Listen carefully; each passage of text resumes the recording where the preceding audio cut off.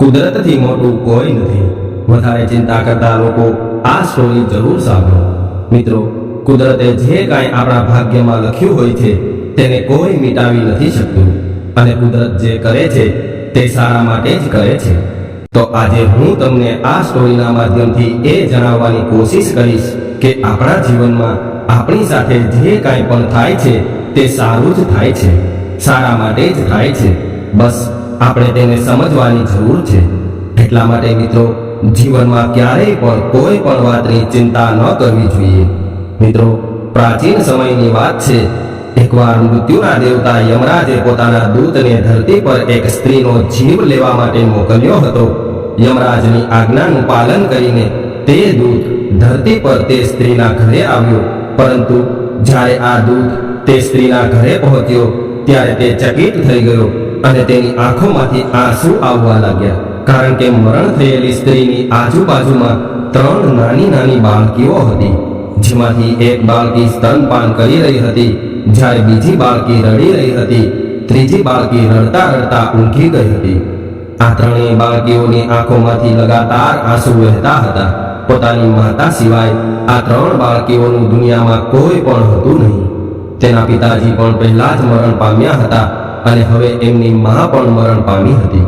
આ દ્રશ્ય જોઈને જીવ લેવા આવેલા યમદૂતની આંખોમાંથી પણ આંસુ આવવા લાગ્યા, અને આ યમદૂત વિચારવા લાગ્યો કે જો હું આ સ્ત્રીનો જીવ લઈ જઈશ તો આ નાની નાની બાળકીઓનું શું થશે, અને જો હું આ સ્ત્રીનો જીવ નહીં લઈ જાઉં તો યમરાજ મને દંડ આપશે.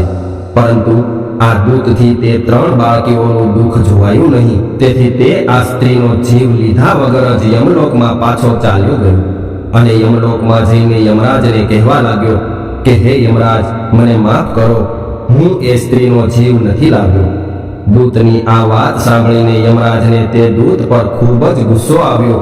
ત્યારે આ દૂત યમરાજને કહેવા લાગ્યો કે હે મહારાજ, કદાચ તમે એ સ્ત્રીના ઘરનું દ્રશ્ય જોયું નહીં હોય. જો તમે મારી જગ્યાએ હોત તો કદાચ તમે પણ એ સ્ત્રીનો જીવ લીધા વગર જ આવ્યા હોત. કારણ કે એ સ્ત્રીની 3 નાની નાની બાળકીઓ છે, અને ત્રણેય બાળકીઓ જોર જોરથી રડી રહી હતી. તેમાંથી એક બાળકી તો સ્તનપાન કરી રહી હતી. આ 3 બાળકીઓની સંભાળ રાખનારું હવે કોઈ નથી. હવે તમે મને કહો મહારાજ કે આવું દ્રશ્ય જોઈને હું કેવી રીતે એ સ્ત્રીનો જીવ લઈને આવું? મહારાજ, એ કરુણ દ્રશ્ય જોઈને મને તે સ્ત્રીનો જીવ લેવાનું મન ન થયું, એટલે હું ખાલી હાથે જ તમારી પાસે આવ્યો છું. મહારાજ, જો હું એ સ્ત્રીનો જીવ લઈને આવ્યો હોત તો એ 3 બાળકીઓ અનાથ થઈ જાત. તે બાળકીઓની સંભાળ પછી કોણ રાખત? મહારાજ, એવું ન બની શકે કે આપણે તે સ્ત્રીને થોડો સમય આપીએ, તેથી તે બાળકીઓનું પાલન પોષણ થાય અને તેઓ અનાથ થવાથી બચી જાય. આ સાંભળીને યમરાજ હસવા લાગ્યા અને તે દૂતને કહેવા લાગ્યા કે કદાચ તું વધારે સમજદાર થઈ ગયો છે અને તું પરમાત્માથી પણ મહાન થઈ ગયો છે. જેની ઈચ્છાથી જીવન મળે છે અને જેની ઈચ્છાથી મૃત્યુ મળે છે, આપણે તો બસ નિમિત્ત માત્ર છીએ. એમ કહીને યમરાજે આ દૂતને કહ્યું, સારું, તું મને એ ખાતરી આપ કે હું એ સ્ત્રીનો જીવ નહીં લઉં તો શું એ સ્ત્રીના બધા દુઃખો મટી જશે? ત્યારે આ દૂતે યમરાજને કહ્યું, હા મહારાજ, જ્યારે તમે એ સ્ત્રીનો જીવ નહીં લ્યો તો તે સ્ત્રી જીવિત રહેશે અને તે પોતાની બાળકીઓનું સારી રીતે પાલન પોષણ કરી શકશે, અને ત્યારબાદ તેમના જીવનમાં ક્યારેય કોઈ દુઃખ નહીં આવે. આ સાંભળીને યમરાજ ફરીથી હસવા લાગ્યા અને દૂતને કહેવા લાગ્યા કે તે આ સ્ત્રીનો જીવ ન લાવીને એક મોટું પાપ કર્યું છે અને તેની તને સજા મળશે. અને આ અપરાધની સજા એ છે કે તારે ધરતી પર જવું પડશે અને તું ત્યાં સુધી પાછો નહીં આવી શકે જ્યાં સુધી તને તારી મૂર્ખતા પર 3 વખત હસવું ના આવે. અને જ્યારે તને તારી મૂર્ખતા પર 3 વખત હસવું આવશે ત્યારે તને પાછા યમલોકમાં આવવા મળશે. યમરાજની આ વાત સાંભળીને દૂત આશ્ચર્યમાં પડી ગયો અને મનમાં વિચારવા લાગ્યો કે મેં ક્યાં પાપ કર્યું છે? મેં તો બસ એ બાળકીઓનું સારું જ કર્યું છે. આવું વિચારીને આ યમદૂતે યમરાજની આજ્ઞા સ્વીકારી લીધી, કારણ કે દૂતને પોતાના પર પૂરો વિશ્વાસ હતો કે તે સાચો છે અને મેં કોઈ મૂર્ખતા નથી કરી, તો પછી મને મારી મૂર્ખતા પર શા માટે હસવું આવે? અને પછી તે દૂત યમરાજના કહેવા પ્રમાણે ધરતી પર આવ્યો. એ સમયે ધરતી પર ખૂબ જ ઠંડી હતી ઠંડીના કારણે યમદૂત ધ્રુજતો હતો, તેનાથી ઠંડી સહન થતી નહોતી અને એટલે જ તે સડકના કિનારે બેઠો બેઠો ધ્રુજી રહ્યો હતો. ત્યારે અચાનક ત્યાંથી એક મોચી પસાર થયો. તે મોચી પોતાના બાળકો અને પત્ની માટે ઠંડીમાં રક્ષણ આપતા કપડાં લેવા માટે બજારમાં જઈ રહ્યો હતો. ત્યારે જ તે મોચી સડક કિનારે બેસેલા દૂતને જુએ છે. તેની પાસે ઓઢવા માટે એક પણ ગરમ વસ્ત્ર નહોતું અને તે ધ્રુજતો હતો. આ દૂતની આવી દશા જોઈને પેલા મોચીએ પોતાના બાળકો અને પત્નીના કપડાં લેવાના બદલે દૂત માટે ઠંડીમાં રક્ષણ આપે તેવા કપડાં લીધા અને દૂત પાસે આવીને કહ્યું કે તારી પાસે ઠંડીમાં પહેરવા માટે કપડાં કે ઓઢવા માટે પણ કંઈ નથી, તો તારા માટે આ કપડાં લાવ્યો છું. એ કપડાં પહેરી લે, નહીંતર આવી ઠંડીમાં તું મરી જઈશ. મોચીની આ વાત સાંભળીને દૂતે મોચીને કહ્યું કે મારે ઘર કે પરિવાર કાંઈ નથી અને રહેવા માટે કોઈ વ્યવસ્થા પણ નથી. ત્યારે મોચીએ કહ્યું કે ભાઈ, તું મારી સાથે મારા ઘરે આવી જા. તું મારી સાથે મારા ઘરમાં રહી શકે છે, પરંતુ મારી એક વાત હંમેશા યાદ રાખજે કે હું મારી પત્ની અને મારા બાળકોને ઠંડીમાં પહેરવા માટે કપડાં ખરીદવા માટે પૈસા લાવ્યો હતો, પરંતુ તે પૈસામાંથી મેં તારા માટે કપડાં લઈ લીધા છે અને હું તને પણ મારા ઘરે લઈ જાઉં છું. તેથી મારી પત્ની આ બધું જોઈને ખૂબ જ ગુસ્સે થશે, પરંતુ તું ચિંતા ન કરતો, થોડા દિવસોમાં બધું બરાબર થઈ જશે. એવું કહીને તે મોચી દૂતને લઈને પોતાના ઘરે ગયો.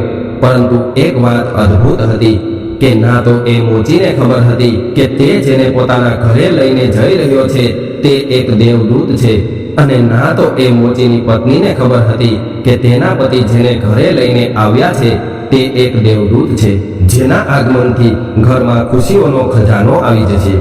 હવે દેવદૂતને જોઈને મોચીની પત્નીએ કહ્યું કે તમે આ કોને લઈને આવ્યા છો અને તમે કપડાં કેમ નથી લાવ્યા? ત્યારે મોચી પોતાની પત્નીને બધી વાત કરતા કહે છે કે આપણી પાસે તો ઠંડીથી બચવા માટે બીજા ઘણા કપડાં છે, પરંતુ આ માણસ પાસે તો એક પણ વસ્ત્ર નહોતું. તેથી આપણા કરતા કપડાની વધારે જરૂરિયાત એને છે, અને જો મેં એની મદદ ના કરી હોત તો એ આ ઠંડીના કારણે મરણ પામ્યો હોત. અને આ માણસ પાસે તો ઘર પણ નથી, તેથી જ હું તેને મારી સાથે આપણા ઘરે લઈ આવ્યો છું. ત્યારે મોચીની પત્નીએ મોચીને કહ્યું કે આપણે અહીં ધર્મશાળા ખોલી છે કે તમે ગમે તેને ઘરમાં લઈને આવો છો. આપણા ઘરમાં જ ખાવા માટે કેટલી મુશ્કેલી પડે છે, તેમાં તમે આ ભિખારીને પણ આપણા ઘરે લઈ આવ્યા. મોચીની પત્નીએ ખૂબ જ અપશબ્દો કહ્યા. દેવદૂત આ બધું સાંભળી રહ્યો હતો અને આજે તે દેવદૂત પહેલી વાર પોતાની મૂર્ખતા પર હસવા લાગ્યો. જ્યારે મોચીએ તેને હસતા જોયો એટલે મોચીએ દેવદૂતને પૂછ્યું કે કેમ ભાઈ, તું શા માટે હસી રહ્યો છો? ત્યારે દેવદૂતે આ મોચીને કહ્યું કે જ્યારે હું 3 વખત હસી લઈશ ત્યારબાદ જ હું તને કહીશ કે હું કેમ હસ્યો હતો. એના પહેલા હું તને કંઈ પણ ના બતાવી શકું. દેવદૂત પહેલી વાર એટલા માટે હસ્યો હતો કે મોચીની પત્ની એ નહોતી જોઈ શકતી કે એના ઘરે એક દેવદૂતની પધરામણી થઈ છે, જેના આગમનથી ઘરમાં ધન, વૈભવ અને ખુશીઓ આવી જશે. પરંતુ મોચીની પત્નીની પણ કંઈ ભૂલ નથી, કારણ કે માણસ કેટલા દૂર સુધી જોઈ શકે. મોચીની પત્નીને તો બસ પોતાના બાળકોના કપડાં ન લાવ્યા એને લઈને ચિંતા હતી, એટલે કે જે એની પાસે નથી તેને લઈને ચિંતા હતી. પરંતુ દેવદૂતના રૂપમાં જે એને મળ્યું હતું એને તે નહોતી જોઈ શકતી. એટલા માટે મોચીની પત્નીની મૂર્ખતા પર દેવદૂત હસવા લાગ્યો. જે કપડાં એની પાસે નથી એને લઈને મોચીની પત્ની દુઃખી અને ચિંતિત થાય છે, અને જે એની પાસે જ છે દેવદૂત એને કોઈ કદર નથી. ઘરમાં ખુશી સામે ચાલીને આવી છે અને મોચીની પત્નીને કપડાની પડી છે. મિત્રો, આપણા જીવનમાં પણ દરેક માણસ સાથે આવું થયું હોય છે. જે વસ્તુ આપણી પાસે નથી કે જે વસ્તુ આપણી પાસેથી જતી રહી છે એને લઈને આપણે દુઃખી અને ચિંતિત રહીએ છીએ, પરંતુ જે આપણી પાસે મોજૂદ છે એની આપણે કદર કરતા નથી, તેને આપણે જોઈ શકતા નથી. જે વીતી ગયું એને આપણે પાછું લાવી શકતા નથી. એટલા માટે મિત્રો, પાછળની વાતો યાદ કરીને જો આપણે બેસી રહીશું તો આપણે જીવનમાં આગળ કેવી રીતે થઈ શકીશું? હવે મોચીની સાથે રહીને આ દેવદૂતે 10 દિવસમાં મોચીનું કામ શીખી લીધું અને તે પણ સારા સારા ચપ્પલ બનાવવા લાગ્યો. જોત જોતામાં આ દેવદૂતના બનાવેલા ચપ્પલ ખૂબ જ પ્રસિદ્ધ થઈ ગયા. દૂર દૂરથી માણસો તેના બનાવેલા ચપ્પલ ખરીદવા આવવા લાગ્યા. તેના કારણે મોચીના ઘરની દશા બદલાઈ ગઈ અને જોત જોતામાં મોચીના ઘરમાં એટલા બધા પૈસા આવવા લાગ્યા કે મોચી રાજા મહારાજાઓ જેવું જીવન જીવવા લાગ્યો. એક વર્ષની અંદર આજુબાજુના તમામ રાજ્યોમાં એ વાત ફેલાઈ ગઈ કે મોચીને ત્યાં ખૂબ સારા ચપ્પલ બનાવવામાં આવે છે અને એના જેવા ચપ્પલ કોઈ પણ બનાવી નથી શકતું. તેથી આજુબાજુના જે પણ રાજાઓ હતા તે બધાના ચપ્પલ મોચી પાસે આવવા લાગ્યા, જેથી મોચીના ઘરમાં તો પૈસાનો વરસાદ થવા લાગ્યો. પરંતુ એક દિવસ બાજુના રાજ્યમાંથી એક સેનાપતિ મોચીના ઘરે આવ્યો અને મોચીને કહેવા લાગ્યો કે આ ચામડું ખૂબ જ કિંમતી છે.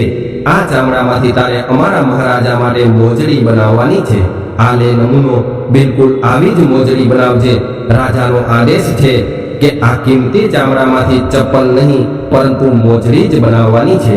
પરંતુ ધ્યાન રાખજે, કોઈ ભૂલ ન થાય, નહીંતર આપણે મોટી મુસીબતમાં ફસાઈ જઈશું. હવે એ રાજ્યની એક પ્રથા હતી કે જ્યારે પણ કોઈ વ્યક્તિનું મૃત્યુ થાય, એ પછી રાજા હોય કે રાજ્યનો કોઈ સામાન્ય વ્યક્તિ હોય, ત્યારે તે અર્થી સાથે ચામડાના નવા બનાવેલા ચપ્પલ મૂકવામાં આવતા અને પછી જ તેનો અગ્નિ સંસ્કાર કરવામાં આવતો. સેનાપતિના ગયા પછી મોચીએ આ વાત પેલા દેવદૂતને સમજાવી દીધી કે રાજા માટે મોજડી બનાવવાની છે, ભૂલતો નહીં. મોચી દ્વારા આટલું કહેવા છતાં પણ તે દેવદૂતે આ કિંમતી ચામડામાંથી મોજડી બનાવવાના બદલે ચપ્પલ જ બનાવ્યા. અને જ્યારે મોચીને ખબર પડી કે દેવદૂતે મોજડી બનાવવાના બદલે ચપ્પલ બનાવ્યા છે, ત્યારે તે મોચી ખૂબ જ ગુસ્સે થયો અને લાકડી વડે તે દેવદૂતને મારવા લાગ્યો. ત્યારે અચાનક એક સૈનિક આવ્યો અને મોચીને કહેવા લાગ્યો કે તે કિંમતી ચામડામાંથી મોજડી નહીં પરંતુ ચપ્પલ બનાવજો, કારણ કે અમારા રાજાનું મરણ થયું છે. આ સાંભળીને મોચીના હાથમાંથી લાકડી નીચે પડી ગઈ અને તે દેવદૂત પાસે માફી માંગવા લાગ્યો. ત્યારે દેવદૂત હસવા લાગ્યો અને કહેવા લાગ્યો કે કાંઈ વાંધો નહીં મિત્ર, હું તો બસ મારી સજા ભોગવી રહ્યો છું. દેવદૂતની આ વાત સાંભળીને મોચી કહેવા લાગ્યો કે કેવી સજા? અને મેં તને આટલો બધો માર માર્યો, તેમ છતાં પણ તું શા માટે હસી રહ્યો છો? ત્યારે દેવદૂતે કહ્યું કે જ્યારે હું 3 વખત હસી લઉં ત્યારે હું તને બતાવીશ કે હું આ શા માટે હસતો હતો. અત્યારે તો હું તને કાંઈ નહીં બતાવી શકું. આપણે પણ આપણા જીવનમાં એવી વસ્તુઓ પાછળ જ ભાગીએ છીએ જેની આપણે જરૂરિયાત જ નથી હોતી. ભવિષ્યને કોઈ જાણી શકતું નથી કે કાલે શું થવાનું છે. માત્ર ભગવાનને જ ખબર હોય છે કે કાલે શું થવાનું છે. જ્યારે માણસ પોતાના પાછળના અનુભવોના આધારે ભવિષ્યના નિર્ણય લેતો રહે છે અને તે એવું વિચારે છે કે ગઈકાલે મારી સાથે આવું થયું હતું તો આવતીકાલે પણ મારી સાથે આવું થશે. જ્યારે કાલે શું થશે એ કોઈ માણસ જાણી શકતો નથી. રાજા જીવતો હતો ત્યારે તેને મોજડીની જરૂરિયાત હતી અને આજે જ્યારે મરી ગયો છે ત્યારે એને ચપ્પલની જરૂરિયાત છે. એટલા માટે મિત્રો, જીવનમાં ચિંતા કરવાનું છોડી દો અને ખુશીથી જીવન પસાર કરો. વૃદ્ધાવસ્થામાં આપણે જવાન બનવાની કોશિશ કરીએ છીએ. એવી રીતે દૂતને ફરીથી પોતાની મૂર્ખતા પર હસવું આવે છે અને તે મનમાં વિચારે છે કે મને શું ખબર કે 3 નાની નાની બાળકીઓનું ભવિષ્ય કેવું હશે અને હું તો ફાલતુમાં યમરાજની આજ્ઞાનું ઉલ્લંઘન કરી અને આજે આ સજા ભોગવી રહ્યો છું. ઘણા વર્ષો પસાર થઈ ગયા. એક દિવસ આ દૂત મોચીની દુકાન પર બેસીને ચપ્પલ બનાવી રહ્યો હતો. ત્યારે તે દેવદૂતની પાસે 3 કન્યાઓ આવી. આ 3 કન્યાઓ સાથે એક વૃદ્ધ સ્ત્રી પણ હતી. આ 3 કન્યાઓના વિવાહ થવાના હતા. એટલા માટે તે પોતાના ચપ્પલ બનાવવા માટે મોચીને ત્યાં આવી હતી. જ્યારે દેવદૂતે આ 3 કન્યાઓને જોઈ એટલે તે તરત જ તેને ઓળખી ગયો અને મનમાં વિચારવા લાગ્યો કે આ તો પેલી 3 બાળકીઓ છે. એમની માતાનો જીવ લીધા વગર જ હું યમરાજ પાસે ગયો હતો અને આ 3 કન્યાઓના કારણે જ હું અહીંયા સજા ભોગવી રહ્યો છું. જ્યારે દેવદૂતે આ 3 કન્યાઓની હાલત જોઈ તો તે હેરાન રહી ગયો, કારણ કે તેમના પહેરવેશ પરથી તો તે 3 કન્યાઓ કોઈ મોટા ઘરની કન્યાઓ હોય એવું લાગતું હતું અને તે 3 કન્યાઓ ખૂબ જ સુંદર હતી. હવે આ દેવદૂતે કન્યાઓને પૂછ્યું કે તમારી સાથે આ વૃદ્ધ સ્ત્રી કોણ છે? ત્યારે જ તે વૃદ્ધ સ્ત્રીએ કહ્યું કે આ 3 દીકરીઓ મારી પાડોશી સ્ત્રીની દીકરીઓ છે. બાળપણમાં તેમની માં મૃત્યુ પામી અને આ 3 દીકરીઓ ખૂબ જ ગરીબ હતી. તેમની પાસે ખાવા માટે પણ કંઈ હતું નહીં. તેમની માં પાસે તો આ દીકરીઓને પાવા માટે દૂધ પણ નહોતું. આ 3 દીકરીઓ અનાથ હતી, પરંતુ મેં આ 3 દીકરીઓને પોતાની દીકરીઓની જેમ પાલન પોષણ કર્યું છે, કારણ કે મારે કોઈ સંતાન નહોતું અને આજે આ 3 દીકરીઓના વિવાહ એક ધનવાન પરિવારમાં થવા જઈ રહ્યા છે. આ વૃદ્ધ સ્ત્રીનો જવાબ સાંભળીને દેવદૂત મનમાં વિચારવા લાગ્યો કે આજે આ ત્રણેય દીકરીઓની માં જીવતી હોત તો એમના ઘરે ભયંકર ગરીબી હોત અને આ ત્રણેય દીકરીઓના વિવાહ ક્યારેય પણ ધનવાન પરિવારમાં ન થાત. આવું વિચારીને તે દેવદૂત પોતાની ત્રીજી મૂર્ખતા પર હસવા લાગ્યો અને જ્યારે મોચી આવ્યો ત્યારે મોચીને બધી વાત કરી કે હું અહીંયા શા માટે આવ્યો હતો અને હું 3 વાર મારી મૂર્ખતા પર કેમ હસ્યો હતો. આ 3 કારણો હતા જેના કારણે મને મારી મૂર્ખતા પર હસવું આવ્યું અને આજ સુધી હું મારી સજા ભોગવી રહ્યો હતો. અને હવે મને સમજાયું છે કે નિયતિ બધાથી મોટી છે, કુદરતથી મોટું કોઈ નથી. કુદરત જે પણ કરે છે તે બધું સારા માટે જ કરે છે, પરંતુ આપણે તેને જોઈ શકતા નથી.